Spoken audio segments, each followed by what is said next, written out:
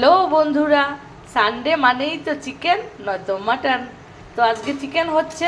ছেলেকে বললাম তুই রান্না করে নে, ও বলল আমি রান্না করব। আমি অ্যাকচুয়ালি চিকেন মাটন কিছুই খাই না, তো আমি বেশি রান্না করতে পছন্দ করি না।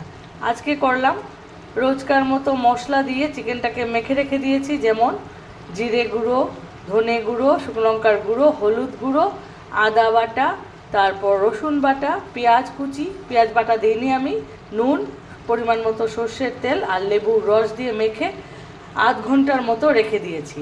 তারপর দিয়ে দিয়েছি কড়াইতে সর্ষের তেল, ওটাতে একটা সিক্রেট বলবো, দিয়েছি অল্প কয়েকটা মেথি, দিয়ে মেথিটা যখন কালো হয়ে গেছে তখন তেল থেকে তুলে ফেলে দিয়েছি। তারপর দিয়েছি পেঁয়াজ কুচি, দিয়ে পেঁয়াজটা ভাজা ভাজা হওয়ার পর দিয়ে দিয়েছি মেখে রাখা চিকেন।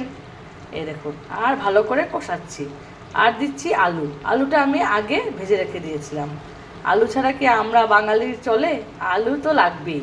এই দেখুন, আরও কষাবো, কষিয়ে কষিয়ে যখন একদম লাল লাল শুকনো শুকনো হয়ে যাবে তখন দিয়ে দেবো গরম জল।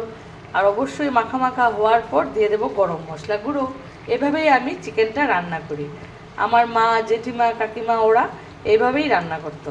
ছেলে হলে হয়তো একটু ডিফারেন্ট করে রান্না করতো, কিন্তু আমি আজ এভাবেই রান্নাটা করলাম। তো রান্নাটা শেষ হয়নি, অনেকটা বাকি রয়ে গেছে। আজ টাটা বন্ধুরা, ভালো থাকবেন সবাই।